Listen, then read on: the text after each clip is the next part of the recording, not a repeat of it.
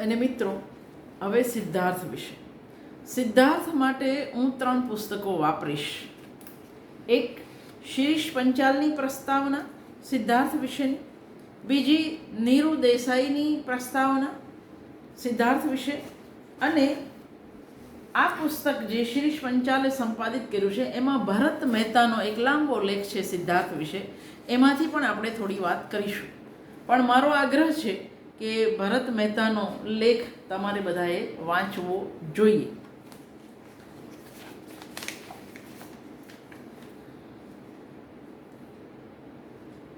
સિદ્ધાર્થ.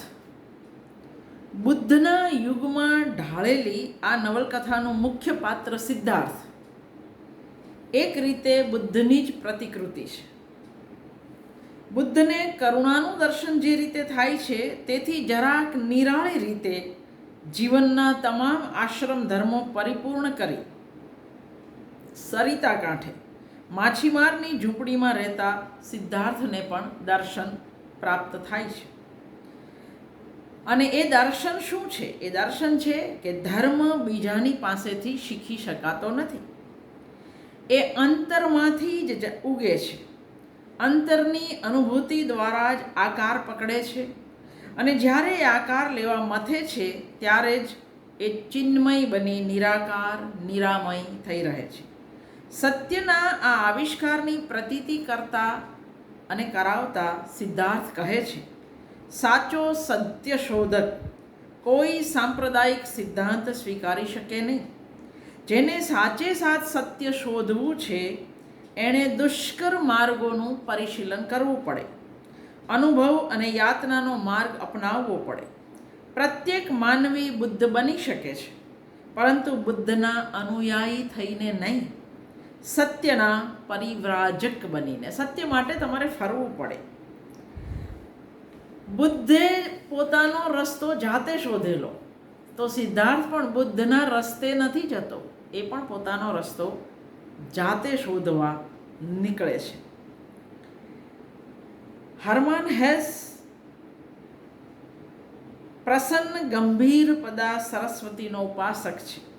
તેની સ્વસ્થ અને સબળ લેખન શૈલી જેટલી ગંભીર છે એટલી જ પ્રસન્ન છે.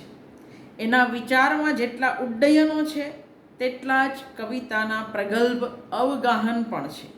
વિચાર અને કવિતાની આવી પ્રતિભા બહુ ઓછા યુરોપીય લેખકોમાં જોવા મળે છે, જે તમને સિદ્ધાર્થના લેખક હરમાન હેસમાં દેખાય છે.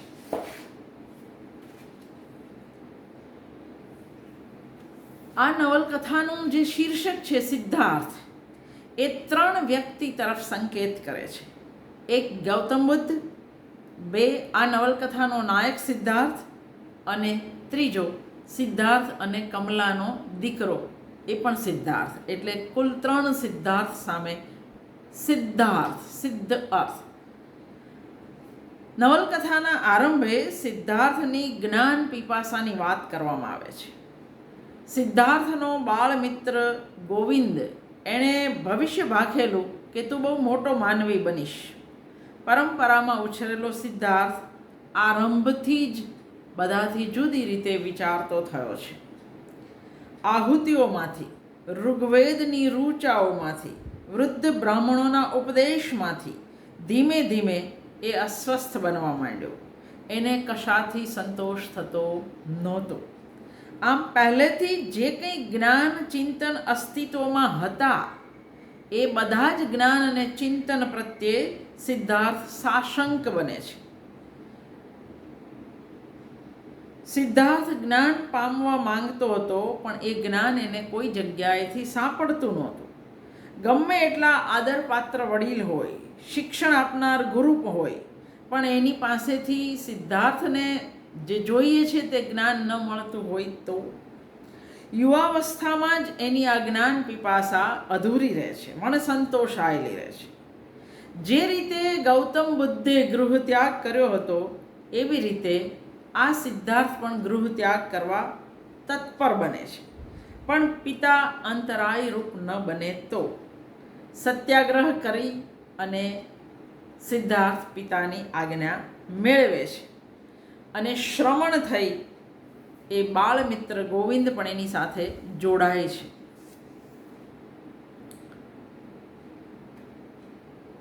સિદ્ધાર્થ અહમનો લોપ કરવા માંગતો હતો,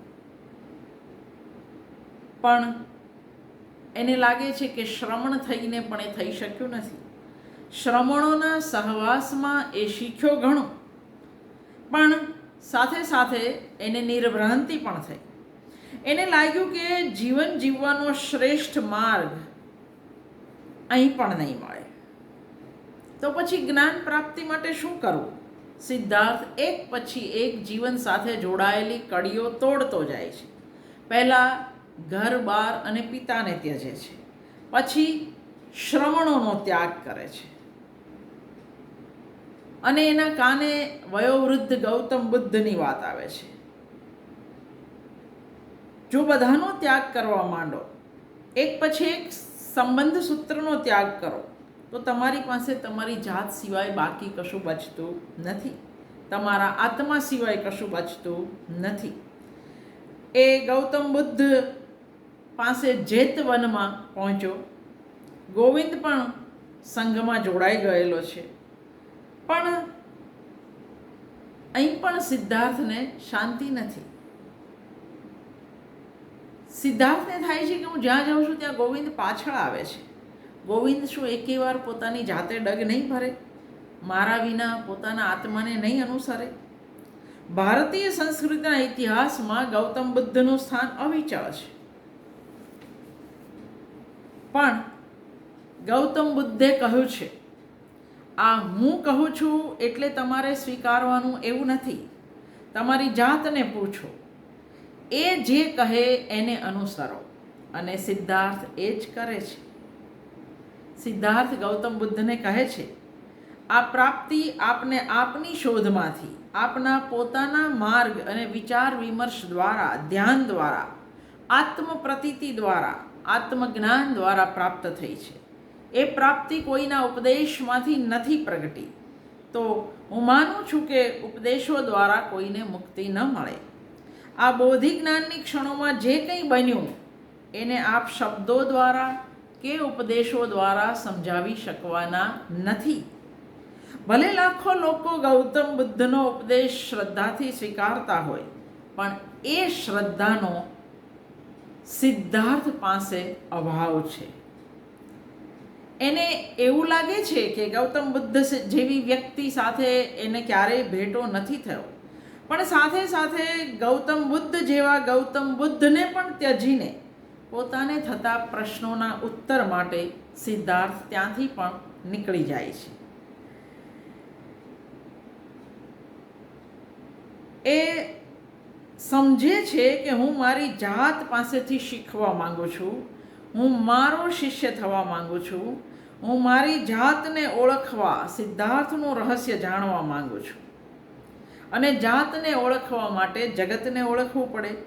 જે જગત અત્યાર સુધી એણે જોયું જ ન હતું એ એની સામે આવીને ઊભું રહે છે. એનો અર્થ એ થયો કે નવજાત શિશુની જેમ મારે નવેસરથી જીવન જીવવું પડશે અને છેક આરંભથી વાત માંડવી પડશે.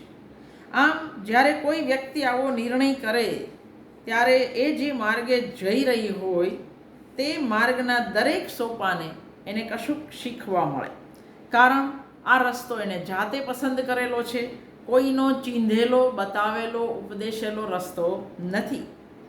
અત્યાર સુધી જે જગતનો પરિચય ન હતો તે જગત સામે આવ્યું. એ જગતમાં કેટલું હતું. પોતાની વ્યક્તિતાને પામવા સ્ત્રીની અનિવાર્યતા છે. આપણા એક પુરાણમાં તો કહેવાયું છે કે સ્ત્રી વિના કરેલી યાત્રા અર્થહીન છે, અને કદાચ એટલે જ રામે યજ્ઞ કર્યો ત્યારે સીતાની કાંચન મૂર્તિ સાથે રાખેલી. સિદ્ધાર્થને પણ સ્ત્રીની અનિવાર્યતા વર્તાય છે. સ્વપ્નમાં દેખાતા ગોવિંદને બદલે હવે એને ઉન્નત સ્તન ધરાવતી સ્ત્રી દેખાય છે. હવે તેની સામે એક નદી આવે છે. નદી પાર કરી એ આગળ ચાલે છે ત્યારે એક અલંકૃત પાલખીમાં બેઠેલી સુંદરીને જુએ છે. એ સુંદરી એટલે વારાંગના કમળા. ધીમે ધીમે ઉભડક પરિચય આત્મીય પરિચયમાં રૂપાંતરિત થતો જાય છે. એને સ્ત્રીના જગતનું અભિજ્ઞાન નથી એ થાય છે. આ ઉપરાંત એને અર્થ પ્રાપ્તિ કરાવનાર કામ સ્વામીનો પરિચય પણ કમલા દ્વારા જ થાય છે. આ કામ સ્વામીનું પાત્ર પણ યાદ રાખવાનું. ધન પ્રાપ્તિ વડે જેટલા સુખ મળી શકે એ બધા સિદ્ધાર્થ પાસે આવ્યા, પણ એને એમાં રસ ન પડ્યો. એ ક્યારેક પરોપકારી બન્યો, લોભી બન્યો, સ્વાર્થી બન્યો. આમ એના વ્યક્તિત્વમાં જે કંઈ ખૂટતું હતું એ બધું ધીરે ધીરે એનામાં પ્રવેશે છે. છેલ્લે એક સ્વપ્ન એને જગાડે છે. કમલા પાસે સુવર્ણ પિંજરમાં ગાતું એક વિરલ પંખી હતું. આ પંખી પહેલાં ગાતું, પણ પછી મૂંગું મંતર થઈ ગયું. સ્વપ્નમાં સિદ્ધાર્થે આ પંખીને બહાર કાઢ્યું. જોયું તો એ મૃત હતું. એણે એ પંખીને ફેંકી દીધું. એને લાગ્યું દરિયાકાંઠે ભગ્ન નૌકાની જેમ પોતે એકલો અને ખાલી ખમ ઊભો હતો. આખરે આ સંસારનો પણ ત્યાગ કરવો પડ્યો. એક વેળા ઘરબાર ત્યજ્યા, પછી શ્રમણોનો ત્યાગ કર્યો. ગોવિંદને પણ પોતાના રસ્તે જવા દીધો, કમળાને પણ ત્યજી દીધી. જોકે કમળાને તો એનો અંદેશો હતો જ. હવે બીજી વાર પેલા પંખીનો નિર્દેશ થાય છે. પંખીને કમળાએ ઉડાડી મૂક્યું. આપણને એમ લાગે આ પંખી એટલે સિદ્ધાર્થ તો નહીં ને?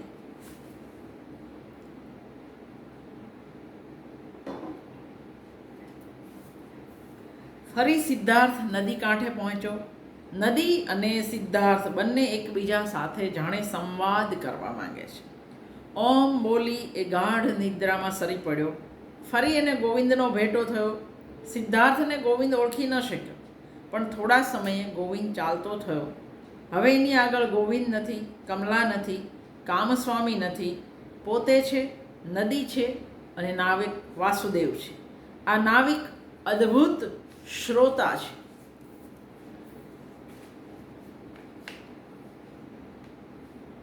વાસુદેવ કબૂલે છે, જો મારામાં વાતો કરવાની, શીખવવાની શક્તિ હોત તો હું ડાયો માણસ બન્યો હોત, પણ હું તો માત્ર નાવિક છું. ધીમે ધીમે સિદ્ધાર્થમાં અને વાસુદેવમાં સમાનતા પ્રગટવા માંડે છે. બંને મિત્રને મન નદીનું પાણી માત્ર પાણી ન હતું, પણ જીવનનો અવાજ હતો. જે કંઈ અસ્તિત્વ ધરાવે છે, જે કંઈ શાશ્વત રીતે આકારિત થાય છે તે. આમ કરતાં કરતાં એના કાને ગૌતમ બુદ્ધના આસન્ન મૃત્યુની વાત આવી. ઘણા બધાની જેમ કમલા પણ સિદ્ધાર્થના સહવાસથી થયેલા પુત્રને લઈ નીકળી પડી.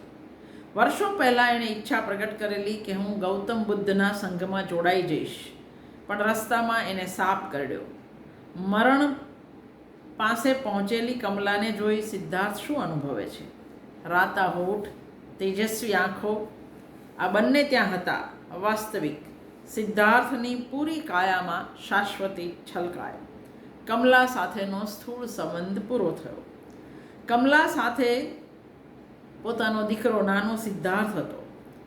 સિદ્ધાર્થને હવે એની માયા લાગે છે, પણ વાસુદેવ એને દીકરાની માયાથી નિર્ભ્રાંત કરે છે.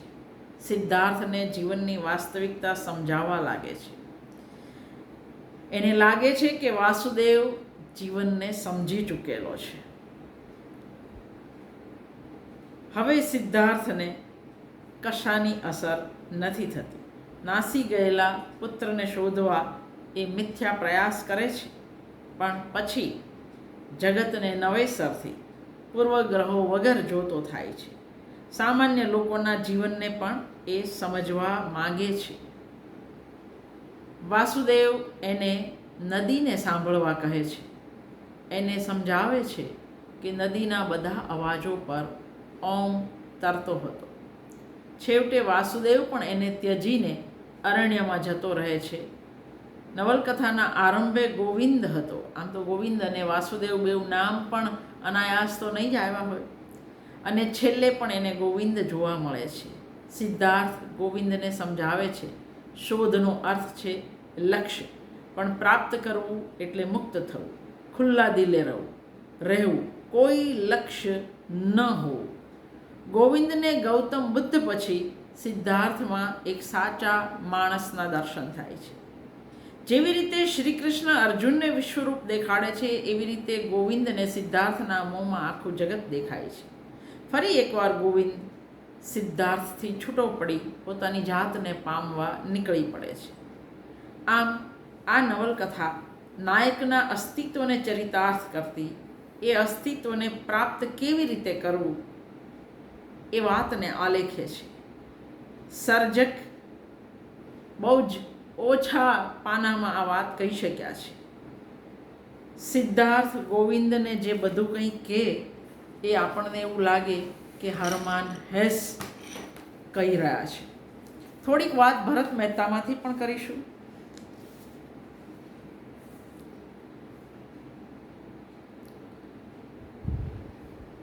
શ્રમણો અને તાંત્રિકો સાથે 3 વર્ષ ગાળ્યા પછી સિદ્ધાર્થ પોતાના મિત્ર ગોવિંદને કહે છે, હું અહીં એ શીખ્યો કે કોઈને કંઈ શીખવી શકાતું નથી. હવે હું એમ માનતો થયો છું કે જ્ઞાન અને જ્ઞાની પુરુષો એ કંઈ ઉતરતા દુશ્મનો નથી. ગોવિંદ ઉત્કટતાથી બુદ્ધનું જ્ઞાન સાંભળવા જવાની વાત કરે છે ત્યારે પણ સિદ્ધાર્થ ટાઢાશથી કહે છે, આ ભણવું, આ શીખવું એમાં હવે મને શ્રદ્ધા રહી નથી. ખાસ કરીને શિક્ષકોના શબ્દો જે આપણા સુધી આવે છે એમાંય મારી શ્રદ્ધા રહી નથી. સિદ્ધાર્થને નવી સ્મૃતિ ઘડવામાં રસ નથી. એ માને છે કે જીવન મર્મ શીખવી શકાતો નથી. જીવન મર્મ મનુષ્યે પોતે જાતે ખોળી લેવો પડે છે. હું જ મારો ગુરુ અને હું જ મારો શિષ્ય એ કરવું પડે.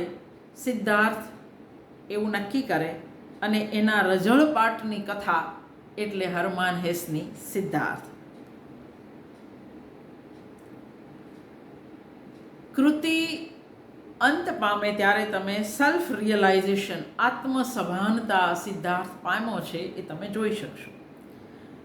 મેં આરંભે જ કહ્યું કે નવલકથા પૂર્વાર્ધ અને ઉત્તરાર્ધ એ રીતે 12 પ્રકરણોમાં વહેંચાયેલી છે. આમ જુઓ તો ભરત મહેતા કહે છે આપણે આ નવલકથાને 3 ખંડમાં વહેંચી શકીએ. વૈદિક પરંપરાવાળા સ્વગૃહનું, સિદ્ધાર્થના શ્રમણ બનવાનું અને બુદ્ધ સાથેની મુલાકાતના પ્રથમ 4 પ્રકરણ, કામસ્વામી અને કમલા સાથેના સિદ્ધાર્થના જીવનખંડને નિરૂપતા બીજા 4 પ્રકરણ અને નગરવાસી સિદ્ધાર્થ પુનઃ અરણ્યમાં આવતા વાસુદેવનો મિત્ર બની જીવન જીવતો સિદ્ધાર્થ એના અંતિમ 4 પ્રકરણ. આ રીતે 3 ખંડમાં પણ આ નવલકથાને તમે વહેંચી શકો.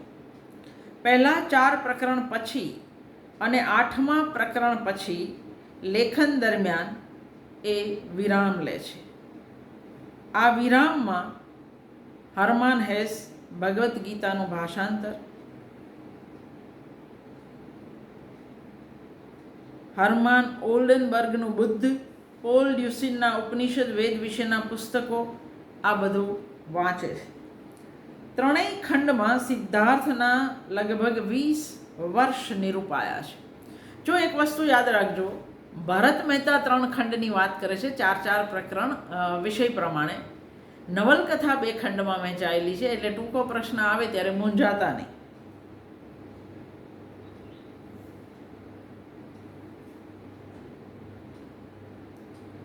કૃતિ જ્યારે આપણી સામે ઉઘડે છે ત્યારે ધર્મગ્રંથ ના હોય એવા નાના નાના વાક્યોમાં સર્વગુણ સંપન્ન સિદ્ધાર્થને લેખક સર્વજ્ઞ કથન કેન્દ્રથી નિરૂપે છે. અહીં સિદ્ધાર્થના તનમનની સમૃદ્ધિ સૂચવાય છે. એના મિત્ર ગોવિંદનો તો નિશ્ચય છે કે હું તો તારો પડછાયો બનીને જ રહીશ, પણ પછીથી રહેતો નથી. એટલે એક રીતે જે સિદ્ધાર્થની ઈચ્છા હતી કે શું ગોવિંદ ક્યારેય પોતાના રસ્તે નહીં ચાલે એ પૂરી પણ થાય છે. કૂદકા મારતા કાળના નિરૂપણમાં કિશોર સિદ્ધાર્થ યુવાન બનતો દેખાય છે. વૈદિક પરંપરાના આચાર્ય સમા પિતાને પોતાના પુત્રની સિદ્ધિઓ પર ગર્વ છે. જાણતલો સામે સિદ્ધાર્થ તર્ક ચર્ચા કરી શકે છે. ગોવિંદને તો ખાતરી છે કે એનો મિત્ર બાકી બધા જેવું એક ઘેટું બની રહેવાનો નથી. ગામ, શિક્ષકો, મિત્રો આ બધા જ એનાથી પ્રસન્ન છે એવા સિદ્ધાર્થ વિશે અપાતી બાતમીમાં લેખક આરંભે ધડાકો કરતા કહે છે, but Siddharth himself was not happy. Siddharth પોતે ખુશી નહોતો. કર્મકાંડ કરવામાં એને આનંદ આવે છે, પણ જેને જીવનનો મર્મ કહી શકાય એવું કશું હાથમાં આવ્યું નથી, એની પીડા એને કોરી ખાય છે. ખળખળ વહેતી નદી, પ્રદીપ્ત તારલાઓ, ઉદ્દીપ્ત સૂર્યકિરણો એને અવિરત સ્વપ્ન અને વિચારો આપે છે. ઋગ્વેદની ઋચાઓ કે શિક્ષકના જ્ઞાન સંભાષણોમાંથી સાંપડતા હોય તેવા વિચારો આ મૂક સભર સૃષ્ટિ પાસેથી પણ સંવેદે છે. એ જાતને છેતરી શકતો નથી. અસંતોષનું બીજ એનામાં જન્મ લઈ ચૂક્યું છે. પણ સિદ્ધાર્થનો અજંપો ભૌતિક નથી, આ આધ્યાત્મિક અજંપો છે. સિદ્ધાર્થનો આધ્યાત્મિક અજંપો એ આકૃતિનો આરંભ બિંદુ છે. એ અજંપાનું શમન એ કૃતિની પરાકાષ્ઠા છે, જ્યાં આગળ કૃતિ પૂરી થાય છે, જ્યાં એને સમજાઈ જાય છે એનું જ્ઞાન શું છે કે પોતાને ઓળખવા માટે પોતે જ યાત્રા કરવી પડે. કોઈના ઉપદેશથી તમે કશું પામી શકતા નથી.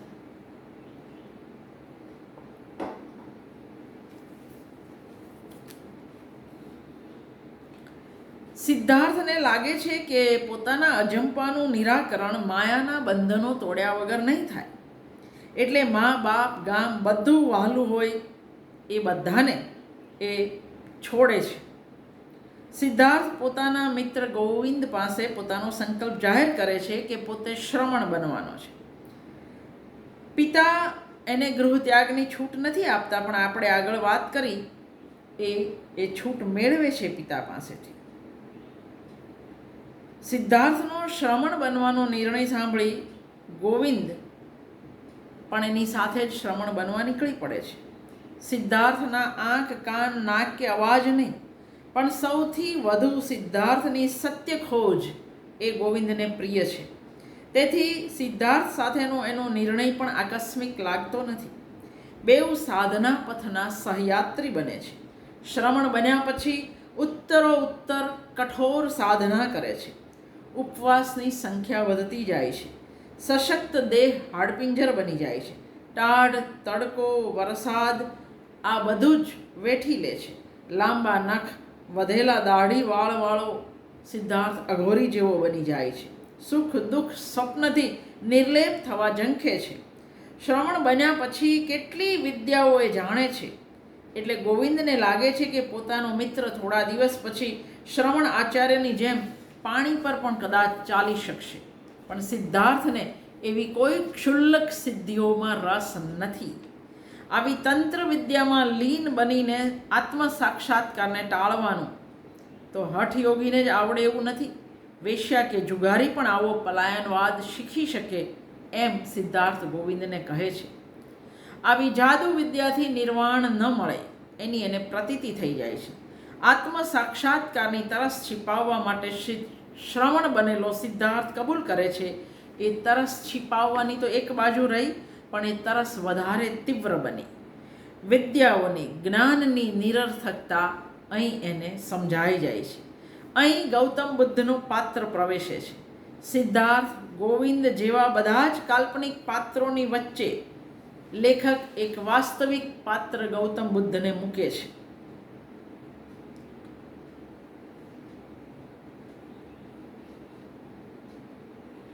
બુદ્ધના પાત્રને જરાય હાનિ પહોંચાડ્યા વગર સિદ્ધાર્થનો મુકાબલો કરાવાયો છે. લેખકે કૃતિના નાયકનું નામ જ નહીં, પણ કૃતિનું શીર્ષક સુદ્ધા સિદ્ધાર્થ રાખ્યું છે. એ સૂચક છે. બુદ્ધના પૂર્વજીવનનું નામ સિદ્ધાર્થ હતું. અહીં બુદ્ધના અનુગામીનું નામ સિદ્ધાર્થ છે. બુદ્ધે જગતને માયા ગણ્યું, સિદ્ધાર્થ એવું ગણવા તૈયાર નથી. અહીં જીવન સ્વીકારનો મહિમા છે. જગત પીડા નથી, અડચણ નથી, એ લક્ષ્ય પર સિદ્ધાર્થ પહોંચે છે. બુદ્ધની કથાનો અહીં આત્યંતિકપણે વિનિયોગ થયો હોય એવું પણ લાગે. બુદ્ધ દ્વારા થયેલ સિદ્ધાર્થનો નકાર હરમાન હેસને કદાચ નહીં ગમ્યો હોય, તેથી પ્રબુદ્ધ થતા જતા નાયકનું નામ એમણે સિદ્ધાર્થ રાખ્યું એવો ભરત મહેતા પ્રશ્ન કરે છે. સરખું નામ, સ્વજનોનો ત્યાગ, પત્ની પુત્રનો પણ ત્યાગ, વૃક્ષ નીચે જ્ઞાન લાદવું, પૂર્વ જીવન સાંસારિક એષણાઓમાં લિપ્ત રાખવું, હઠયોગીપણું, આ બધામાં લેખકે કથાનાયકને બુદ્ધની દંતકથા સાથે રાખ્યો છે. બુદ્ધની જેમ સિદ્ધાર્થ પણ નદી કાંઠે ધ્યાન ધરવા બેસે છે. છતાં આ અશ્વઘોષ લખે છે એવું બુદ્ધ ચરિતમ નથી. હરમાન હેસ પણ એ જ કહે છે જે કબીર કહી ગયા, હદ કા ગુરુ કબીર હોય, બેહદ કા નહીં, બેહદ આપ મેં ઉપજે. તમારા ગુરુ તમારે જ થવાનું છે.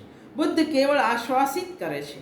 આત્મ સાક્ષાત્કાર તો જાતે જ સાધવાનો હોય. બુદ્ધને જોતા જ સિદ્ધાર્થને ખાતરી થઈ જાય છે આ માણસ જીવનનો મરમી છે. એની વાણી કરતાંય એની સમગ્ર ક્રિયાઓમાંથી ટપકતું જીવન એ જોઈ શકે છે. શાતા પણ અનુભવે છે, છતાં એનો શિષ્ય નથી બનતો. ગોવિંદ બૌદ્ધ ધર્મી બની જાય તો એને અભિનંદન આપે છે. સ્વતંત્ર નિર્ણય લઈ શકનાર ગોવિંદ હવે એને વધારે ગમે છે. એને થાય છે કે પોતે કોઈને અનુસરીને સત્ય પામી શકવાનો નથી. તેથી એ હવે પોતે જ પોતાનો ગુરુ અને શિષ્ય થવા ઈચ્છે છે. બુદ્ધ સાથેનો એનો આ વાર્તાલાપ લાઘવ સભર પણ માર્મિક છે. વૈદિક પરંપરા, શ્રવણ પરંપરા, બુદ્ધ પરંપરાથી મુક્ત નિરાધાર એવો સિદ્ધાર્થ હવે આપણી સામે છે. મુક્તિનો આનંદ અને નિરાધારીની ભીતિ બંને હવે એની પાસે છે. હવે એ સાચા અર્થમાં દ્વિજ બન્યો છે. નવ જન્મનો એને આનંદ છે. જેને માયા માની હતી તે રસ, ગંધ, રૂપની સૃષ્ટિ એને ગમવા માંડે છે. સુદીર્ઘ સપનામાંથી જાગ્યો હોય એવું એને લાગે છે. એની આ અનુભૂતિનું ગદ્ય પણ ઉત્કટ અને સરસ છે. હવે એને બુદ્ધને મળ્યા પછી બીજા કોઈ શિક્ષકને મળવું નથી.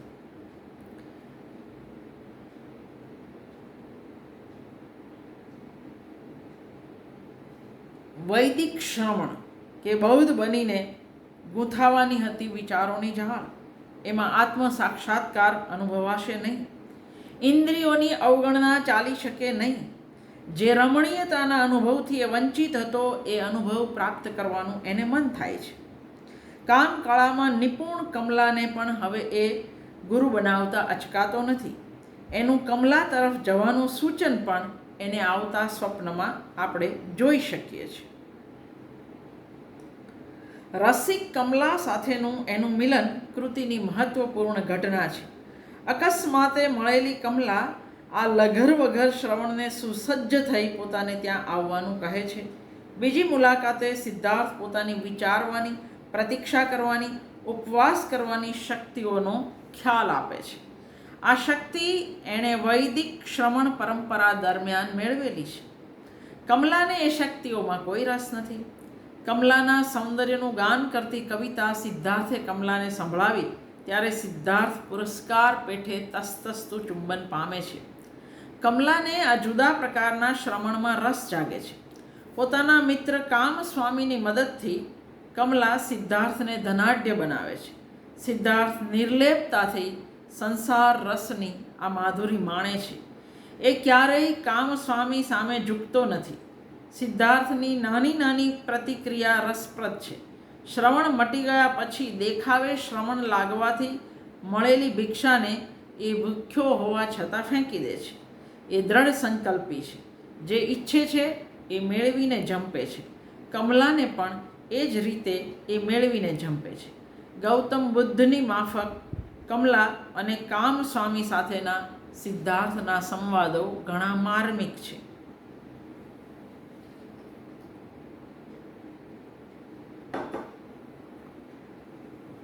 સંપત્તિ અને સમૃદ્ધિએ સિદ્ધાર્થને જ્યારે પોતાની લપેટમાં લીધો ત્યારે એને જાગ્રત રાખતું પેલું હૃદય પંખી મરી ગયાનું એને સ્વપ્ન આવ્યું. એ જાગ્યો.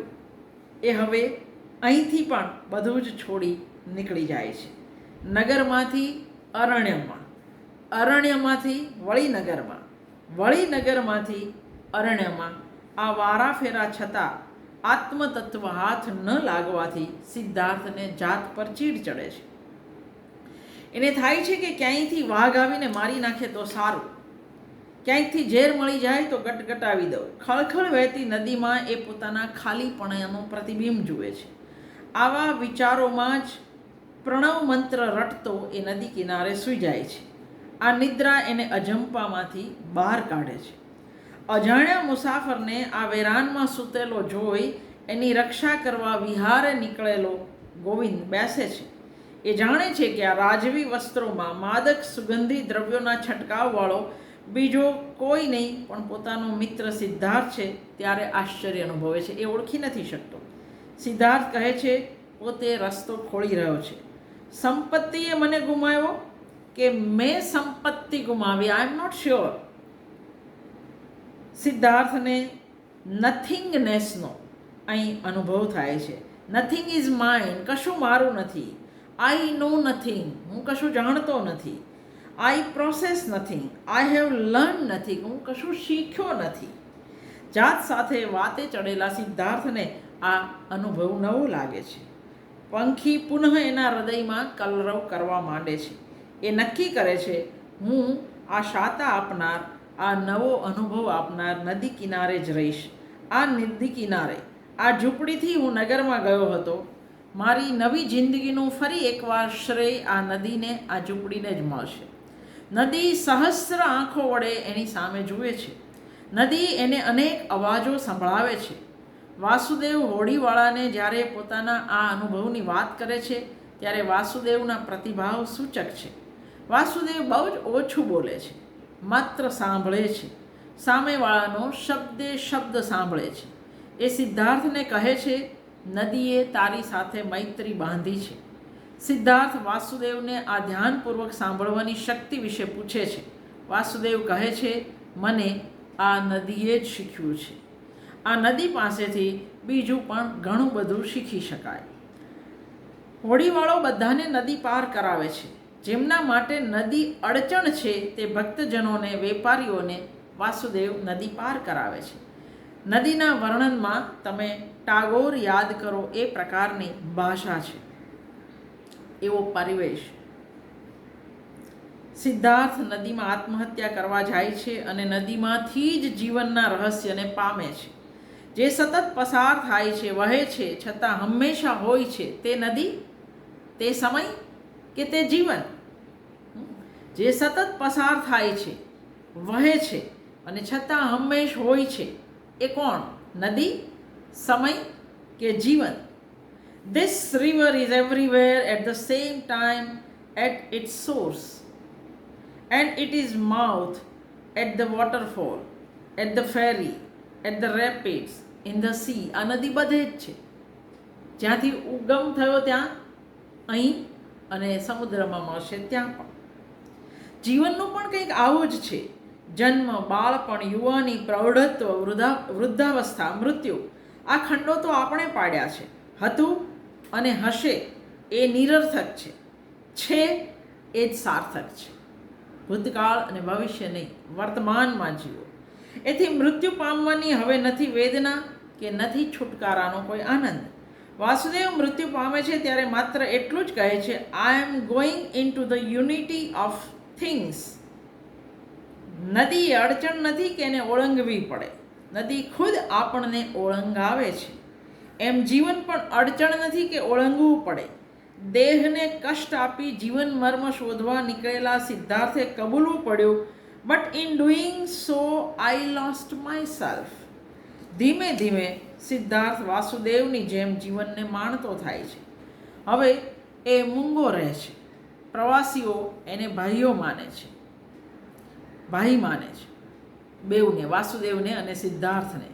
કોઈકને એમની સાથે વાતો કરવાથી શાંતિ મળી તો વાયરે વાત ઉડી કે બે ફરિશ્તાઓ નદી કાંઠે વસે છે. કેટલાક જિજ્ઞાસુઓ એમને મળવા આવે છે, પણ આ તો કોઈ જાદુગર નથી. નથી તો એમને આવડતા કોઈ શ્લોક મંત્રો. મૂંગા મૂંગા હસતા બે જણ. જિજ્ઞાસુઓ શાતા મેળવવાની વાતને ઉડાવતા કહે છે કે કોઈ મૂર્ખાઓએ અફવા ફેલાવી છે. આપણને ચમત્કારો કરનારામાં જ રસ પડે છે.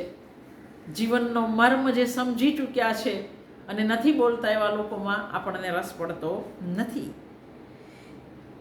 અને અહીં કમલા મળે છે, એને સાપ કરડે છે, એનું મૃત્યુ થાય છે.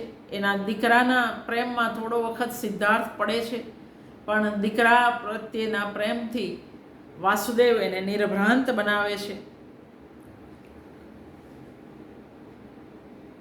ફરી એકવાર ગોવિંદ એને મળે છે. સિદ્ધાર્થ ગોવિંદને કપાળ પર ચૂમવાનું કહે છે. સિદ્ધાર્થને ચૂમતા જ ગોવિંદ રહસ્યસભર અનુભવ કરે છે.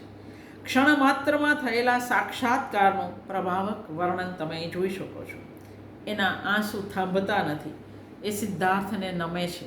બુદ્ધ ગયા, વાસુદેવ ગયો, સિદ્ધાર્થ જીવન મર્મી બન્યો, કદાચ ગોવિંદ પણ બનશે. આમ સાતત્ય ચાલુ રહેશે. ત્રીજા પુરુષમાં આલેખાયેલી આ નવલકથાના અંતિમ દ્રશ્યને બાદ કરતાં બધે જ કેન્દ્રમાં સિદ્ધાર્થ છે, પણ અંતે ગોવિંદ ઝીલાય છે. ગોવિંદને સિદ્ધાર્થમાં ગૌતમ બુદ્ધનું પૂર્ણતાસભર સ્મિત દેખાય છે. આ અંત એ રીતે પણ સૂચક બને છે.